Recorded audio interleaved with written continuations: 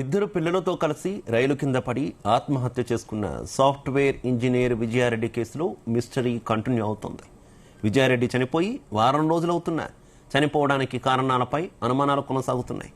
ఇప్పటివరకు విజయారెడ్డి కుటుంబ సభ్యులను పోలీసులు విచారించారు. విజయారెడ్డి సెల్ ఫోన్, ల్యాప్టాప్ను సీజ్ చేసిన అధికారులు పూర్తి వివరాలు పరిశీలిస్తున్నారు.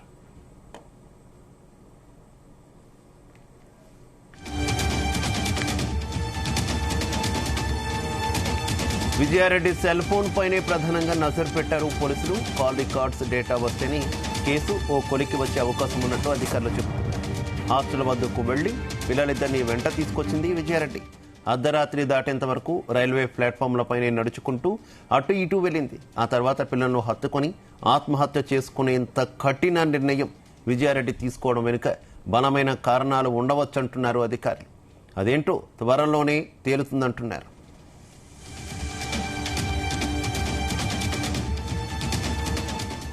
జనవరి 30వ తేదీ రాత్రి చెల్లపల్లి రైల్వే స్టేషన్కు చేరుకున్న విజయారెడ్డి ఆత్మహత్య చేసుకునే ముందు తన సోదరుడితో సుమారు గంట సేపు ఫోన్లో మాట్లాడింది.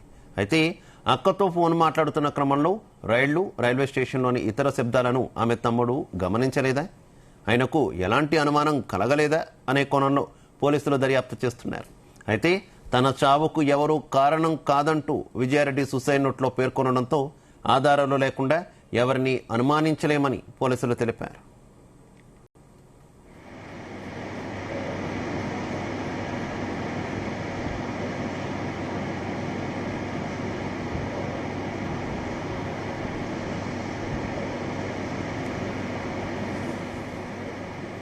ఆత్మహత్యకు ముందు చెల్లపల్లి రైల్వే స్టేషన్ పార్కింగ్ లో విజయారెడ్డి పార్క్ చేసిన కారును ఆమె తమ్ముడికి అప్పగించారు.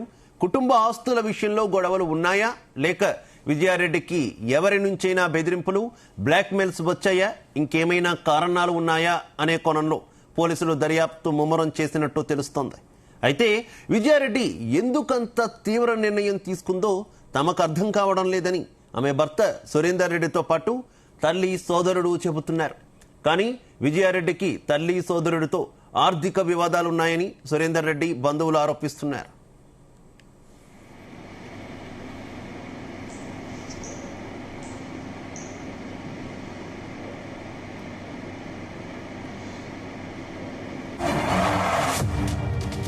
చనిపోవడానికి కొద్దిసేపటి ముందే విజయ తన తల్లికి ఫోన్ చేసి మేము ఓ ఫంక్షన్కు వచ్చామని చెప్పారు. అయితే అర్ధరాత్రి దాటిన తర్వాత ముగ్గురు రైలు పట్టాల మధ్య నడుచుకుంటూ వెళ్లడం, అదే సమయంలో వచ్చిన రైలు ఢీకొనడంతో వారు ప్రాణాలు అక్కడికక్కడే కోల్పోయారు. పోలీసులు ఫస్ట్ ఆర్థిక కారణాలపై ఫోకస్ చేశారు. కానీ దర్యాప్తులో షాకింగ్ విషయాలు బయటపడ్డాయి.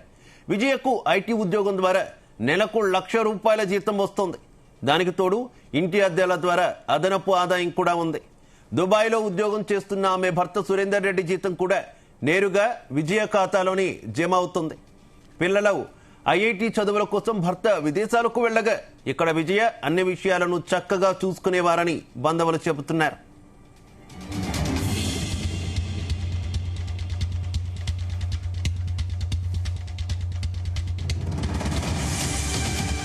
ప్రస్తుతం పోలీసుల దర్యాప్తు విజయ మొబైల్ ఫోన్ చుట్టే తిరుగుతోంది. ఆమె ఓ ఐటీ కంపెనీలో 15 మందికి టీం లీడర్గా వ్యవహరిస్తున్నారు. ఆమె ఫోన్ను పరిశీలించగా ఓ నెంబర్ నుంచి సారీ మేడం, ఇంకోసారి తప్పు చేయను అనే మెసేజ్తో పాటు మరికొన్ని సందేశాలు వచ్చాయి.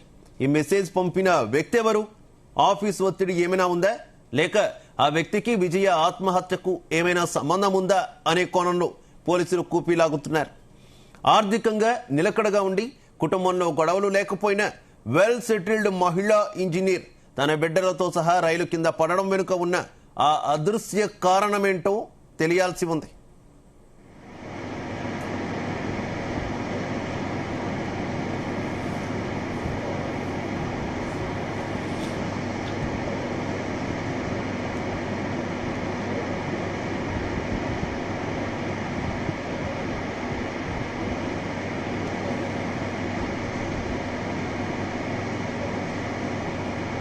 నాకు 31st రోజు 8:30కి నాకు మా బాబాయ్ ఫోన్ చేశాడు. తొందరరా బావా అన్నాడు. ఏం చెప్పలే, ఎందుకురా అన్నాడు. రా బావా తొందరరా అన్నాడు. తర్వాత నాకు అర్థం కాక ఏమైందో క్లియర్ చెప్పు అంటే శాంతి చనిపోయింది బావా అన్న. అంతే, అమ్మాయి ఒక్కతే చనిపోయింది అనుకున్నాను.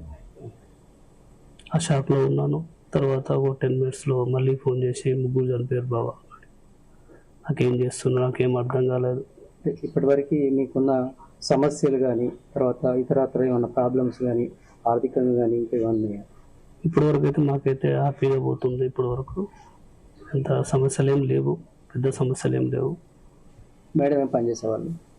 ఐటీలో టీమ్ లీడర్గా పనిచేసేవాళ్ళు. పిల్లలు ఏం చదువుతున్నారు, ఎక్కడ చదువుతున్నారు, ఏమేం చదువుతున్నారు? పాప 2nd year, బాబు 1st year నారాయణ కాలేజ్లో. ఆమె స్ట్రాంగ్, చాలా స్ట్రాంగ్ ఉంది అమ్మాయి, చాలా కేరింగ్ ఎక్కువ. పిల్లలంటే ప్రాణం, పిల్లలు లేకుండా ఉండలేదు. దానివల్ల ప్రేమ ఎక్కువైందేమో అనుకుంటున్నాను. దానివల్లనే నేను లేకపోతే నా పిల్లలు ఎవరు చూసుకుంటారు అనుకుంటుందో నాకు తెలియదు. అందుకోసం పిల్లలు ఏమంటే తీసుకెళ్ళిపోయారు. ఏం లేదండి, అనుమానం లేదు. ఎందుకంటే ఆమె ఏదన్నా షేర్ చేసుకుంటుంది. ఏదైనా ఉంటే నాకు డౌట్ ఉంటే నేను చెప్పగలుగుతాను, ఏం లేనప్పుడు నేను చెప్పలేను.